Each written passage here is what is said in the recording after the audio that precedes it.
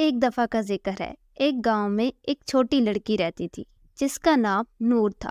نور کی عمر 8 سال تھی، جو اپنی والدہ سائرہ کے ساتھ ایک چھوٹے سے شہر میں رہتی تھی۔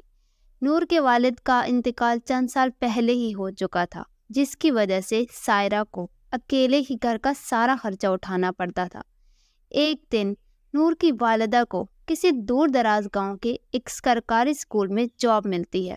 وہ نور کے ساتھ وہاں منتقل ہو جاتی ہے۔ گاؤں کا ماحول نور کے لیے نیا اور عجیب تھا۔ وہ اپنے پرانے دوستوں اور شہر کی زندگی کو یاد کرتے ہوئے اداس ہو جایا کرتی تھی۔ لیکن ایک دن گاؤں کے قریب والے جنگل میں کھیلتے ہوئے نور کو ایک پرانا اور چھوٹا سا لکڑی کا گھر نظر آتا ہے، جو بہت ہی پرانا اور خستہ حال تھا۔ تجسس میں وہ گھر دیکھنے کے لیے چلی جاتی ہے اور وہاں ایک چھوٹی سی قدیمی گڑیا نظر آتی ہے۔ گڑیا کے ساتھ ایک چھوٹا سا خط ہوتا ہے جس پر لکھا تھا، میرے لیے محفوظ کردہ تحفہ۔ نور یہ گھر لے کر جاتی ہے اور اس کے ساتھ کھیلنے لگتی ہے۔ رات کو اچانک نور کو محسوس ہوتا ہے کہ وہ گڑیا حرکت کر رہی ہے۔ نور بہت گھبرا جاتی ہے، لیکن جب گڑیا نور سے بات کرنے لگتی ہے تو نور حیران ہو جاتی ہے۔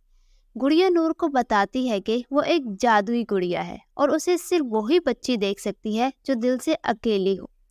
گڑیا نور کی مدد کرتی ہے اور اس کے ساتھ دوست بن جاتی ہے، مگر کچھ دنوں بعد نور کو محسوس ہوتا ہے کہ گڑیا کے ساتھ کچھ تو عجیب ہے۔ نور کے آس پاس کے لوگوں کو بہت نقصان پہنچنا شروع ہو جاتا ہے۔ پہلے نور کی ایک دوست زخمی ہو جاتی ہے، پھر نور کی والدہ بیمار پڑ جاتی ہے۔ نور کو شک ہوتا ہے کہ یہ سب کچھ اس گڑیا کی وجہ سے ہو رہا ہے۔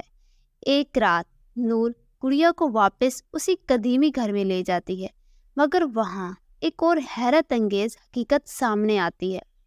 گڑیا دراصل ایک بدروح کا حصہ تھی جو کہ ایک جادوگر نے صدیوں پہلے قید کی تھی۔